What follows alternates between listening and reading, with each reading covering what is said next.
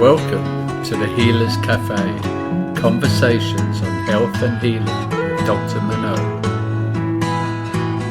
So welcome to the Healers Café. And today I'm with Dr. Romi Fung, and he is a naturopathic physician. Let me just tell you a little bit about him. So prior to his education in naturopathic medicine, he graduated with a health science from Simon Frasier University with a focus on applied bioethics, pharmacology, and cell pathophysiology.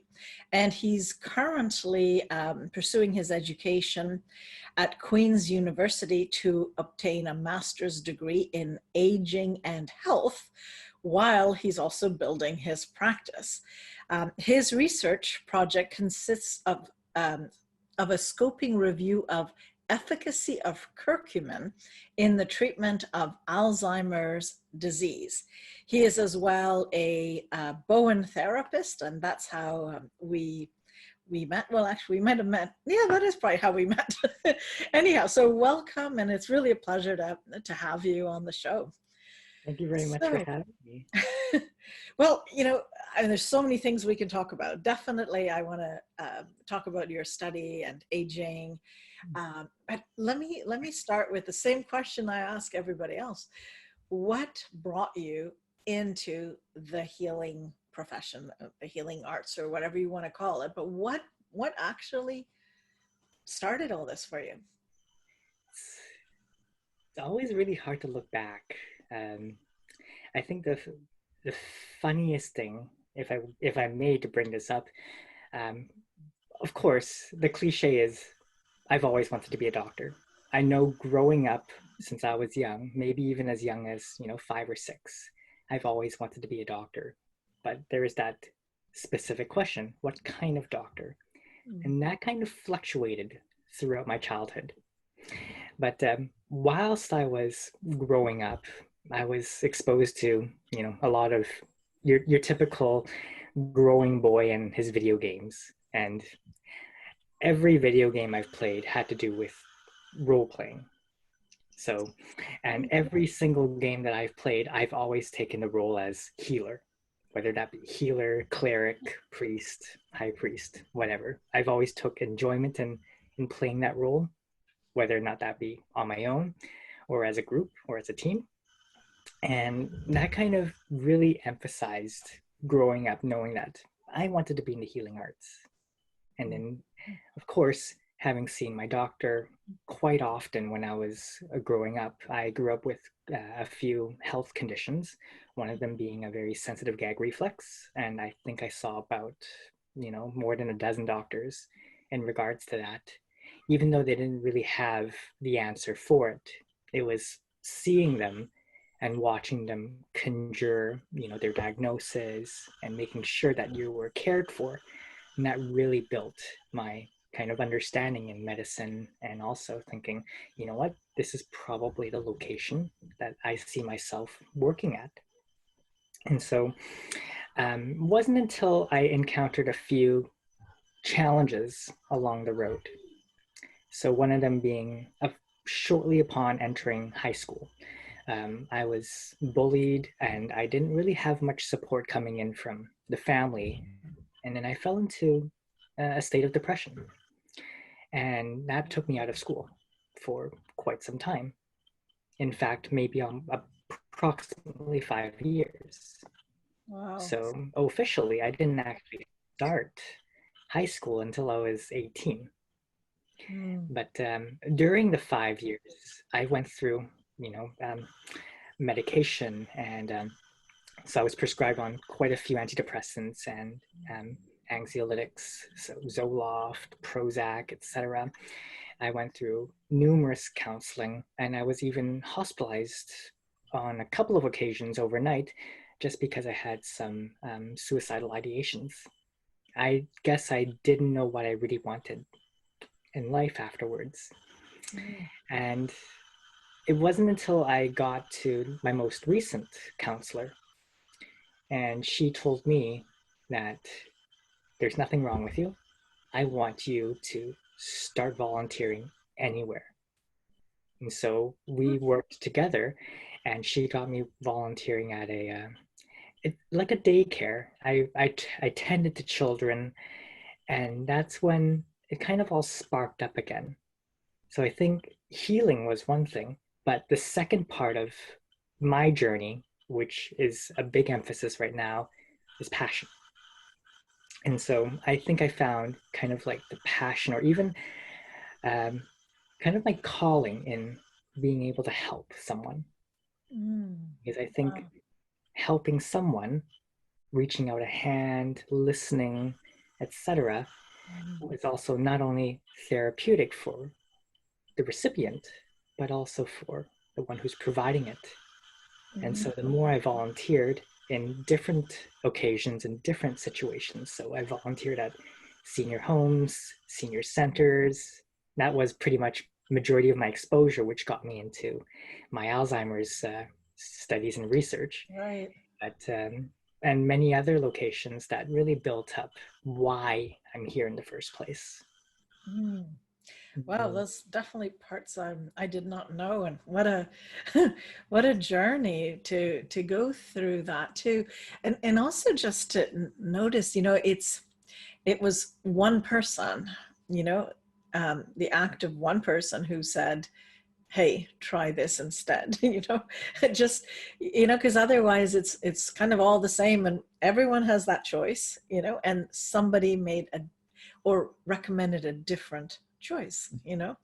So it's interesting. It really shows how on one level, you need to be open to it. Yep. And the other thing is, and doctors have to dare to share, Yeah. and be aware of there's not one fit for all people, right? So but what a huge impact. Oh my goodness, what a turnaround.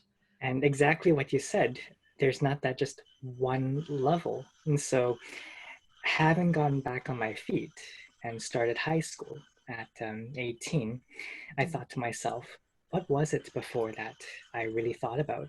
And that was to become a doctor. But after going through that experience, I really wanted to be that person that listens. And so counseling was something that I really became attuned to.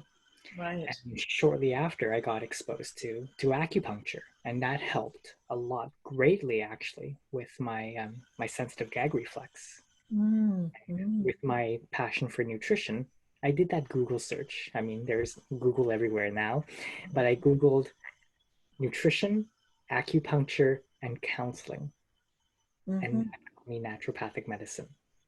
Now that makes sense. Yeah. Well, because that is actually, why don't you share a little bit? Yeah. What is naturopathy? We're both naturopaths, but you probably read the latest definition. I've been in the field for 30 years, so I can't remember what's the official, what is it that naturopaths do? So why don't you share a little bit about that? No, definitely. But I think more so, everyone has their own, perception of what naturopathy is and of what medicine is. So I think it's not that there's one exact answer, it's how we apply what naturopathic modalities and naturopathic principles there are. But Right. naturopathy is the use of, as it states, natural or natural substances in supporting the body's own innate ability to heal. And under the naturopathy or naturopathic medicine, there are principles that we abide by. And that's what we call the naturopathic oath. So, being first, do no harm. Right. Sure that whatever we provide, we assess for the risk of harm, and making sure that whatever we suggest has the most minimal of harm possible. And then others involving, treating the root cause, doctor as teacher, which I'm very big on, and so forth. And amongst naturopathic medicine, there are modalities that we utilize. Right. So with physicians, conventional physicians, and conventional medicine utilizing more so pharmaceuticals, even though naturopathic doctors are trained in the pharmaceuticals, we also utilize nutrition, physical medicine, counseling techniques, homeopathy, what else am I missing? Botanicals. Botanicals, yeah. Yes. Right. And so, and lifestyle, because that's what we have to focus on in regards to focusing on the simplest, but also the foundations of our health, the pillars of our health. Yeah. Yeah, no, it's interesting because, you know, I too was in a strange position differently, but, you know, deciding what to go. And it was all, you know, looking and hearing, well, what's the difference between a medical doctor or a naturopathic doctor? And I was also like, well, what is the difference? You know, and I mean, it came down to, well, everything we learn, whether it's, you know, reading x-rays, assessing blood work, lab work, microbiology, you know, understanding all that, that's all the same. It's in the choice of how we treat and the philosophy behind what we're doing. You know, are we finding a way to manage the symptoms people have? Or are we actually, like you said, getting to the root? What is the cause, you know? So, with a very simplistic kind of thinking, I went, well, my goodness, you know, like, if we can get to the cause, let's get to the cause. Let's find out what's really going on. Like the whole idea of managing, and then, you know, pharmacology, we have to do it as part of our training. And I think now, everyone has to do it at this stage, right? I believe it. I think so. Yeah. And I mean, that's great. That was fun to find out the side effects and to help, you know, at my time, because we weren't allowed to prescribe when I first started my practice.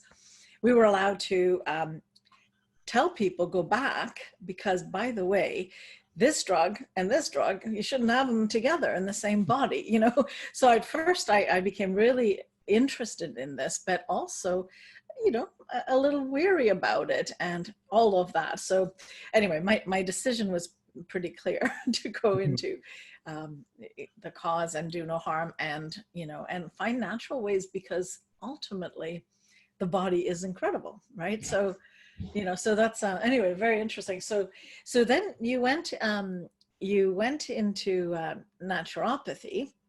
Yes. And then what happened to you? And what happened next? And then what happened?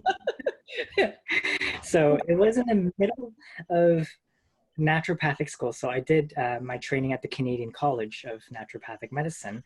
And I think it was sometime either late in my first year or early second year. That's when I encountered Bowen therapy. And I thought to myself, what is this? And why is something you barely touch someone can have such a profound effect? But the more I looked into Bowen therapy and how it really gets the body onto the parasympathetic and really respecting the body on its own innate ability, I'm saying to myself, this is pretty much the hallmark of naturopathic medicine. And then I had to dig pretty deep into the Bowen therapy, and pretty much got myself addicted to it instantly. Of course, I went through trainings elsewhere first, and then it wasn't until once I finished my naturopathic training in 2016, and having come back to Vancouver, British Columbia, that I had some time to really reconciliate with, do I really want to go for this or not? And so that's when I decided to transfer into Bowen College, and haven't turned back ever since. And I can see with your history, now that I understand much more, why that would be a perfect fit. I do see that, because, I mean, that's the thing too. It is the part of Bowen that also got me so excited. It is exactly what it's our foundation, you know. It's like really literally working with the body, because the body has the answer, because the body has its own powerful understanding that we may not fully understand yet, right? Which is, how do you deal with that? Because you have, you know, you're now doing a master's, you've got all this, you know, science behind you. how do you deal with the missing pieces of what we don't know? Like, I mean, it happens, right? Like, we don't know everything. And how do you deal with what you don't know? Because you see results clearly, otherwise you wouldn't be enamored with it. But how do you deal with that internally? I think for me, going back to my roots, again, with my childhood experience, it's about listening. So when I get someone asking me, how does this work? I mean, truly there's no quote unquote evidence or per se, but I think what first we have to do is to listen. That's what the body has been telling us all along. We don't get a headache for no entire reason. We don't get a headache because our body wants to torture us with a headache, right? It's a signal coming from the body. And even though we may not have the ability or the capabilities of fully understanding those signals, a lot of these signals we can come to think that it has to be first dealt with by the patient, listening in on what they're experiencing first and foremost. And then it's a matter of, let's work with what the body is showing first, and then really see what the body is saying afterwards. So all in the matter is, come do it first and you'll understand what it means. I mean, like, it was worse 30 years ago. I can promise you. There wasn't even parts of science that we could really even use to understand it, but now with, so much more research on how, like, even neuroplasticity, even that concept, didn't really, well, it may have existed, but it wasn't talked about. Fascia, and the entire matrix wasn't even talked about, so we didn't really, and sympathetic, parasympathetic, yes, but the impact of parasympathetic on healing wasn't talked about. There were studies that, they would put people up with, I forget what that's called, like with a heart monitor, what is, like ECG, what are those called, those pads? Filter?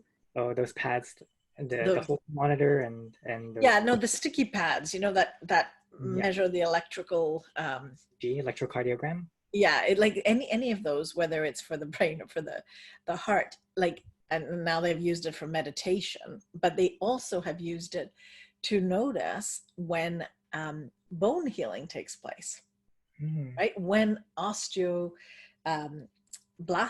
activity happens, right? Like, osteoblastic is when it builds. This is for anyone in the audience that doesn't know. I'm not trying to use big words. And osteoclastic is when the bone gets reabsorbed or eaten up, basically. And they noticed that you had to be in a deeper state of rest and sleep, of which parasympathetic is really the condition. So it's like that, when I read those studies, I went, oh, interesting. This is explaining to me why, on some level, people heal so quickly, because we're putting them in that state before we work with them, right? And I think listening and connecting the context, like, I don't want to unemphasize that, because that's massively important, that you feel heard. And then there is a thing that happens, an action that we're starting to understand, much more so. And there are some studies, we really need a big study, a mega study to show the impact of this. I would love to get that going, because it's it's an interesting thing to see how reproducible it is and how many people, are getting incredible results. So tell us, like, have you had any skeptical patients? I had my fair share of skeptical patients. I love those. And yeah, I think, well, not just skeptical, but coming in with not knowing what to expect. I mean, I Right. think I have quite a few patients that come in where they want to, well, of course, people are going to walk into your doors looking for a solution, but they don't even know what that solution is. And Mhm. in those cases, most people are not going to be expecting to hear the term Bowen therapy. So I think one of my most profound cases, not just with Bowen therapy, as in Bowen therapy on its own, but in the realm of mental health too, because a lot of people are going to see Bowen therapy as a hands-on physical touch, Mhm. but it was this physical touch that really got the mental and the emotional going. And with this case, I had a lady in her mid 50s coming in, and her friend was someone that introduced her to see me. But this patient came in, and literally within minutes of our consultation, she bursted out in tears.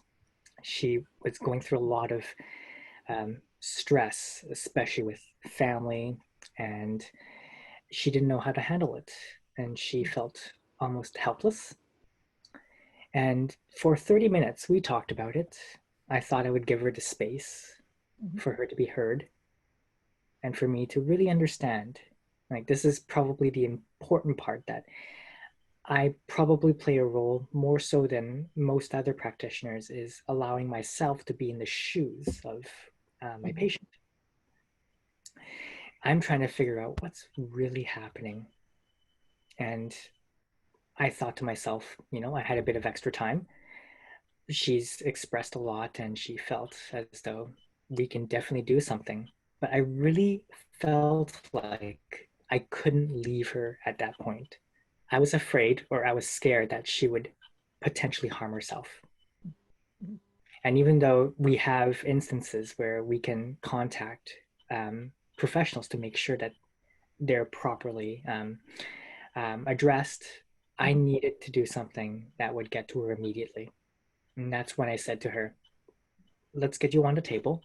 I'm going to do a quick session on you. I'm going to do something called Bowen therapy. And we got to it. And I did the basic moves, aims 1, 2, and 3. And by the end of it, I looked at her and I looked at her face. She looked a lot more focused. And then she looked at me and she was like, I've never felt this clear before in like the past few months. And then she started tearing again. But then she told me that this is not because I'm sad, but these are tears of joy.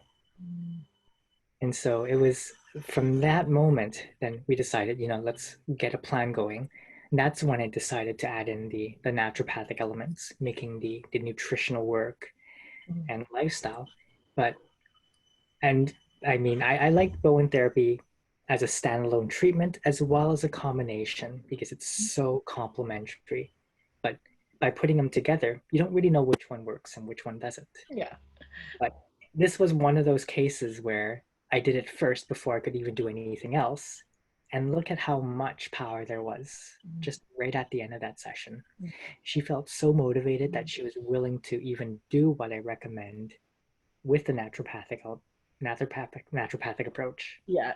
You hit the nail. I think the English expression, the nail on the head, is that is that how it's? Oh yeah.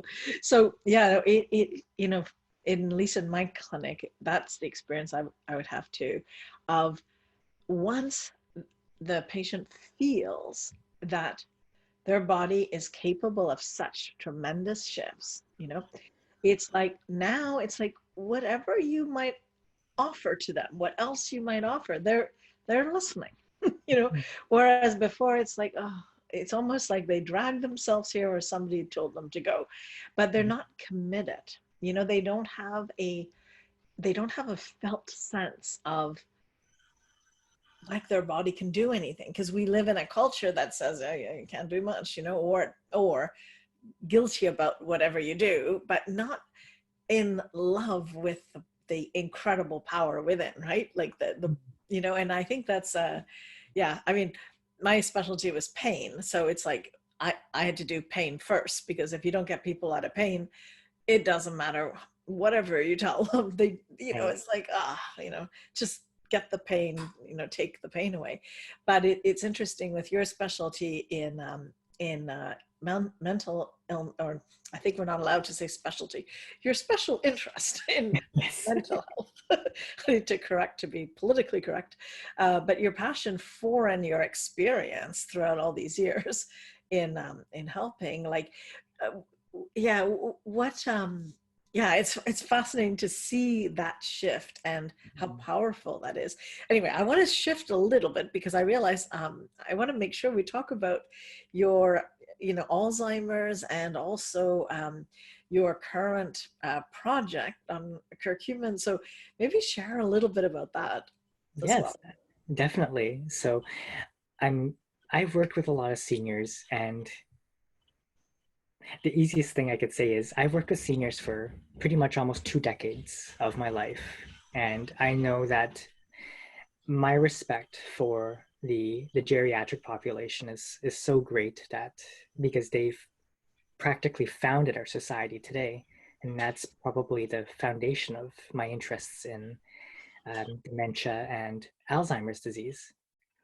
So that's what got me thinking that, and with the naturopathic elements, it's about getting into the root of all things. And through my studies and research in working with Alzheimer's, there's now a lot of correlation between Alzheimer's disease and the underlying cause. So Alzheimer's disease is not just Alzheimer's disease. It's at least, as according to what Dr. Dale Bredesen, who founded the Bredesen Protocol, states, that it's at least 36 different contributions to the development of Alzheimer's. And so that's what really got me thinking about each and every component, and getting me back into my master's in aging and health. And so through my master's, learning about the approach of aging with respect to the different theories and socioeconomical and all that. But the biggest part was my research on, which is a scoping review on the efficacy of curcumin and Alzheimer's disease. And right now it's up to date. There's not much in terms of the evidence. I found out of all the research there is 7 studies to do with randomized control trials for the use of curcumin. And one of the things that's lacking in these studies is the length of time. Most of the studies were done within 6 months to a year, when in fact, it takes maybe 30 years before you actually get to that diagnosis of dementia. Mm-hmm. So it really got me thinking that we need more research on this. But besides having the length of time, or the length of period of the research being 6 months to a year, one of them being 18 months, the evidence shows that there is still a positive shift by approximately 1 point positive when you're taking on something called MoCA, or the Montreal Cognitive Assessment, which is a questionnaire used to measure the extent of your dementia. And so working with the masters has been quite interesting, especially when you're balancing, a practice and building a practice.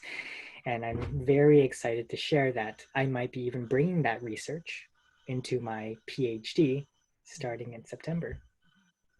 So just to kind of educate everyone, including me, like, you're testing curcumin. Yes. Because it has other properties, but one of them is an anti-inflammatory properties. What else is out there for people Definitely. Who have Alzheimer's? Like, what are the doses? I got myself too ahead in this. I got too excited. But curcumin has been shown to have not just the anti-inflammatory, but also a lot to do with anti-cancer, antioxidants. So knowing that a lot of chronic diseases, including dementia, Alzheimer's, diabetes, etc., has this so-called oxidative stress.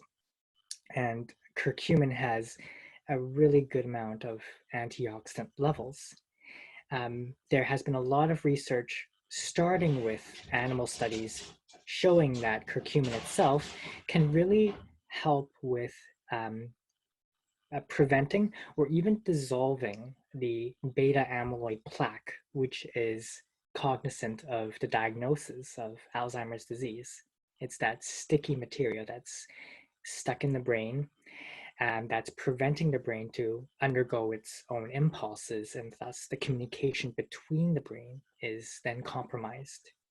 So that's one of the theories of Alzheimer's disease, and this production of beta amyloid is probably one of the things. However, there are other things they're discussing that it's likely not beta amyloid because, again, back to the beginning of our talk, our body is so smart that it actually wants to protect itself. And one of the other theories is that beta amyloid is actually a protective mechanism. But what is it protecting against? We're still not sure. One of those theories is something to do with bacteria, that the brain is trying to protect itself from the bacteria that's actually been found in the oral cavity. So there might be a link between oral hygiene, oral health, and dementia and Alzheimer's. But to get back to curcumin, a lot of people will link, you have Alzheimer's disease, try curcumin. It's probably one of those mainstream thoughts that has yet to be brought into light. And my interest from there is hoping that I would bring that into light. Mm-hmm. So, because you started saying that there's, multitude of factors. I think you said 36 or 39. Yeah, okay.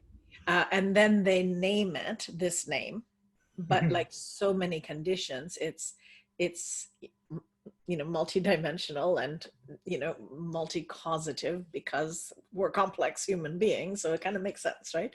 Mm-hmm. So your interest in identifying, I know that that's how studies are done. You have to study one thing and see what the one thing does. So I understand the limitation of the model, but what made you interested in curcumin as opposed to many of the other potential components that could be a contribution to this? Yeah, definitely. I think looking at it, so just backtracking to how there's maybe 36 different aspects or different contributors, and we can group them to subtypes, as Dr. Bredesen called it. The first type being inflammation. And when I think of inflammation as maybe comparison to a lot of people, they think curcumin. And inflammation is probably one of those biggest links to the development of dementia, Alzheimer's disease, as well as any other chronic condition. So I thought, why not study those with the biggest contributors as anti-inflammatories and see how that works in regards to the inflammation component of Alzheimer's? Because you ask anyone, I have inflammation. One of the most common answers is going to be curcumin. Mm-hmm. Mm-hmm. And then there's also a lot of epidemiological studies that show that those who live in India have a 4.4 times less risk of developing dementia as opposed to those in North America. So and do you think that's because curcumin is part of the curries and food? And likely, that's the most interesting thought about it. So potentially, we don't know this till the study's out, but adding it could be into your food, basically, could be one of the ways of averting this, to decrease inflammation in your body. Potentially, as long as you make sure that if you do consume curcumin, curry, turmeric, and you consume it with a source of fat, because curcumin is fat soluble. It needs Right. to be dissolved in fat in order to be absorbed. And also, you need something called piperine, which is a component in black pepper. Mhm. And there's some evidence that shows that by adding a certain amount of piperine, that actually increases the absorption of curcumin by as much as 2,000%. Wow, that's interesting. Huh, so they really had it together. Yeah. Yes. I crave Indian food. I love it. You can't go wrong with Indian food. Interesting. Okay, so our time is up, but is there any last statement or share? I mean, this has been fascinating, and that you would like to share? I think everyone has a story, and I think, if anything, the best way to go around that is to make sure that you listen. Listen to yourself, listen to your environment, and listen to your own kind of, what's the term I'm looking for? Kind of like instinct. I don't think we become healers overnight. I don't think there is such a thing. No. And once you so-called become one, you realize it isn't you, it is the other. Exactly, yes. So, yeah. Yeah, it's an endless journey of greater consciousness and openness, you know. So anyway, that's what I've really appreciated about getting to know you a little bit more. So you're very much exemplary of that. Thank you very much. Right. It's been a pleasure and even an honor just to be, a part of what I do, not only as a naturopathic physician and also as a Bowen therapist, but to be, sharing that with others too. And that's why I thank you for having me on here and for, guiding me through Bowen therapy and beyond. Right. Okay, well, thanks very much then.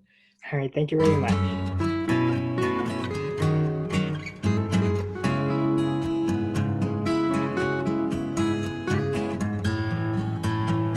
Thank you for joining us at the Healers Café with Dr. Manon.